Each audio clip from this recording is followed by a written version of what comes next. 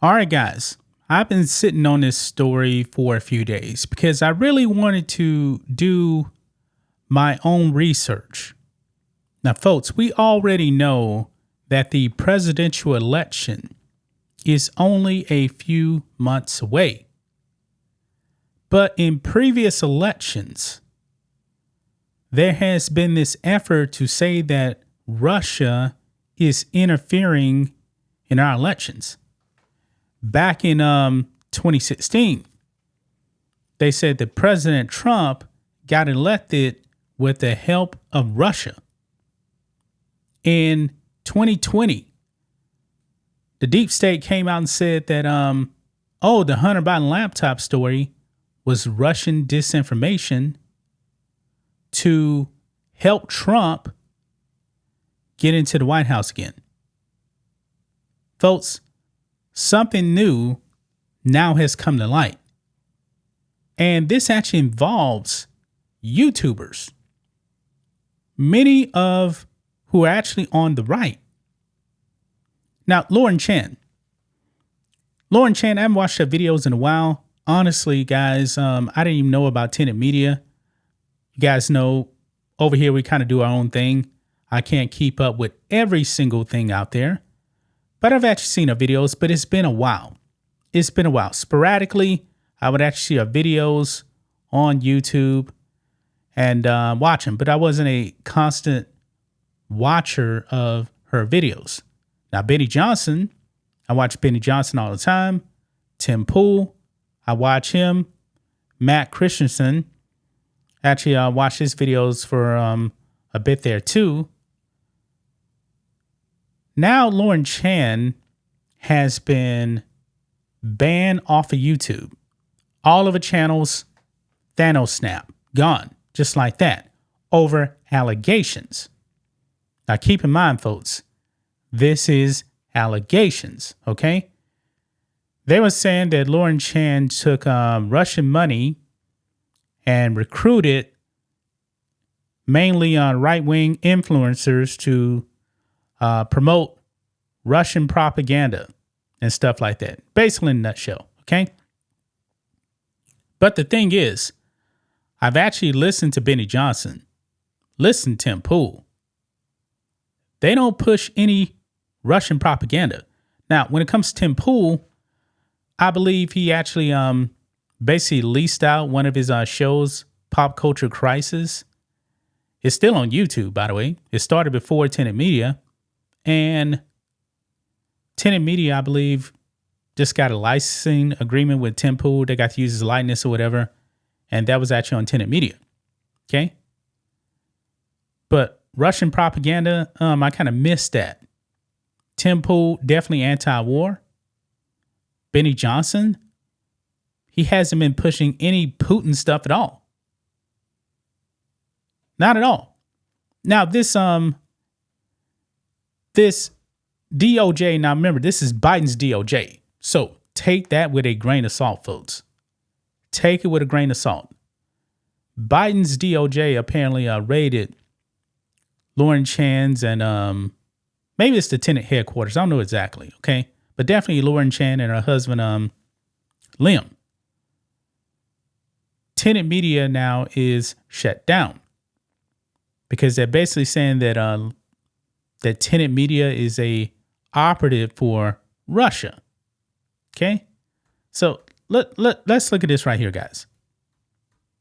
U.S. says Russia funded media company that paid right-wing influencers millions for videos. Now, in the indictment, it actually says that these influencers were actually the ones that were duped. They haven't said that Tim Pool did anything wrong. They didn't say Benny Johnson did anything wrong. No, they didn't do that. It doesn't even say that Lauren Chen and her husband are actually getting indicted. Look here, it says 2 Russian nationals working for a news network controlled by Vladimir Putin's government funneled millions of dollars to an American media company that paid right-wing influencers for videos pushing narratives favorable to the Kremlin. U.S. prosecutors alleged on Wednesday. An indictment unsealed in the Southern District of New York charged Konstantin Kalashnikov. I don't even know how you pronounce the name. Forget it. I can't pronounce it. And Elena Afana. I can't pronounce that name either, man. I'm sorry. Both based in Moscow, with conspiracy to launder money and conspiracy to violate the Foreign Agents Registration Act. The indictment came as the Justice Department unveiled sprawling allegations accusing the Russian government of meddling in the 2024 U.S. elections. You see, folks, why is it every single election cycle this whole Russia thing pops up? In 2016, they said that Trump was an agent of Russia. Investigation done. It was false. Hunter Biden laptop story. We find out that's not Russian disinformation. It was true. The Biden family is corrupt. And we know that. The two defendants worked for RT, a media outlet formerly known as Russia Today, that is funded and controlled by the Russian government, the indictment said. Federal prosecutors said RT oversaw a series of covert projects that included funneling $10 million through a series of shell entities to a Tennessee-based company launched in 2023 that publishes videos on TikTok, Instagram, YouTube, and X. Quote, many of the videos published by U.S. Company One contain commentary on events and issues in the United States, such as immigration, inflation, and other topics related to domestic and foreign policies, the indictment said. While the views expressed in the videos are not uniform, the subject matter and content of the videos are often consistent with the government of Russia's interests in amplifying U.S. domestic divisions in order to weaken U.S. opposition to core government of Russia interests, such as its ongoing war in Ukraine. Well, if you actually look at like Tim Pool, for example, Tim Pool is definitely anti-war. Okay, he's not pro-Putin. Neither is Benny Johnson. I'm naming them because that's the two guys I actually watch the most. Okay, but the media now is already trying to smear these people as some kind of right-wing hats here. This is Forbes right here. Who are Tim Pool and Benny Johnson? What to know about the 6 right-wing commentators DOJ alleges were funded by Russia. Okay? Now, obviously, man, I don't believe they know much about these people because, well, we'll get to the part they actually say about Tim Pool. Look here. Says 6 right-wing social media influencers tied to Tenet Media, a media company the Department of Justice alleges was funded by Russian operatives looking to influence the 2024 election, have among them a history of plagiarism, promoting conspiracy theories, downplaying the January 6th attack on the U.S. Capitol, and giving a platform to extremist personalities. You see, they're trying to promote, that's Benny Johnson right there, trying to promote these people as hats and conspiracy theories. Wow. This is crazy, man. Benny Johnson, who has more than 6.6 million followers across YouTube, X, and Instagram, was described by the Washington Post in 2015 as the king of viral political views, and on Wednesday said he was a victim in any alleged scheme by the Russians used to influence the election. Now, look at this here. Podcaster Tim Pool, who hosts the conservative Tim Pool Daily Show and Timcast RL, in addition to the Culture War podcast, which was licensed by Tenet Media on Wednesday, said he always had full editorial control of his shows and ended a lengthy statement on X about the alleged Russian interference with Putin is a scumbag Russia sucks donkey balls. Thing is, Tim Pool is not a conservative. He's not. He's really, really not. Everybody knows that. Anybody that knows Tim Pool knows that. They truly don't know Tim Pool at all. They really don't. Now, is he a Trump guy? Yeah, he's voting for Trump. He's voting for Trump mainly because of his foreign policy and not starting new wars. That is the big reason why Tim Pool likes Trump.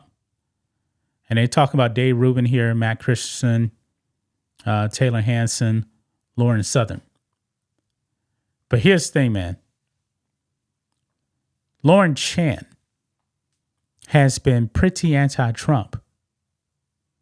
So this just doesn't make sense, man. So the DOJ is basically trying to say that that the Russians are trying to influence the election. However, if you actually really look at what Lauren Chen has been saying, she's definitely no friend of President Trump. She's not. Let's listen to this, guys. The place to start is with asking the question, who is Lauren Chen and what is Tenet Media and what has been their objective or what's their agenda? And their agenda now for months has been what's called division grifting inside the conservative movement. Lauren Chen's been putting out a lot of tweets explaining to people that they should vote against Trump. Yeah. So right here, let's go back. This is what Lauren Chen put out just a few weeks ago. I supported Trump when he said he wanted to leave it as a state's issue. That's fine. Talking about abortion, but saying you would go out of your way to veto an abortion ban, that you potentially use your executive power to overturn congressional legislation and the will of the people. No, I'm done. Then this next one right here says, I didn't read this in here. Man who identifies as a woman campaigning for Trump by saying that Trump and Vance will protect abortion access. Is this your conservative movement? I'm out. I mean, she's a never Trumper, man. So how is she actually helping President Trump win an election? But anyway, let's keep going. She's been saying that he has gone soft on issues like abortion. She's been pushing a very tough pro-life message. She's been promoting I'd say strange and almost fanatical idea that we should repeal the 19th Amendment, which gave women the right to vote. No one in the conservative movement seriously thinks this. And because of these positions, she was already being called out by people like Ashley St. Clair and Mike Cernovich, who said something's not right here. This seems like an op. Like these positions don't really make any sense. It seems like she's just causing mischief.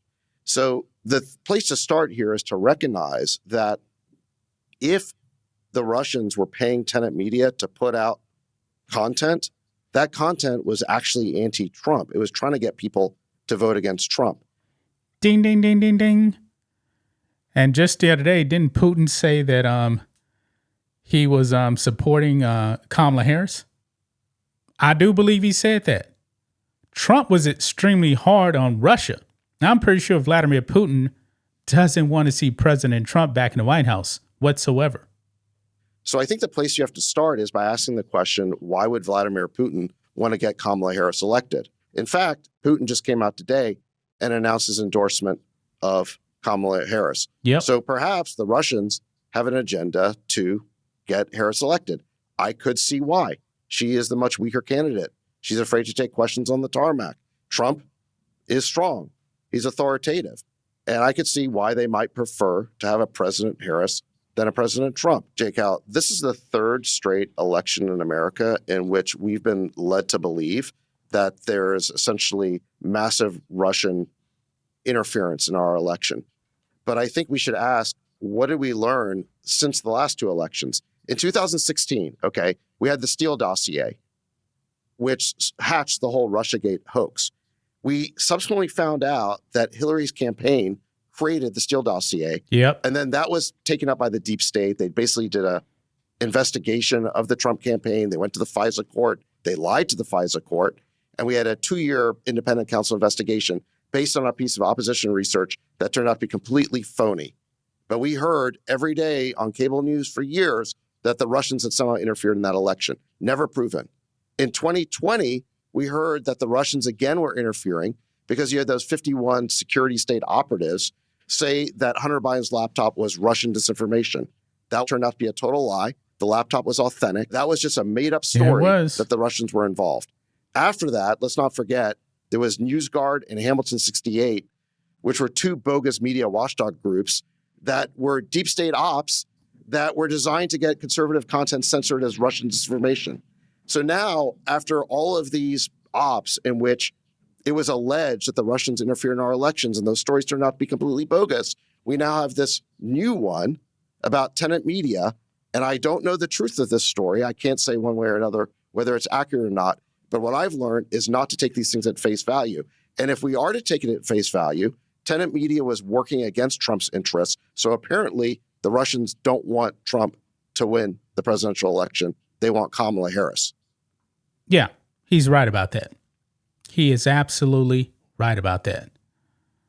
I mean, guys, this is really, really crazy. The 3rd election in a row now, and I don't know exactly what's going on. I really don't. I really don't. I know that Tenet Media pretty much now has been shut down. But also, guys, I don't trust Biden's DOJ. I don't. I mean, Biden's DOJ is completely weaponized. I believe in what Bongino said, Dan Bongino. The Bongino rule is in effect. Okay?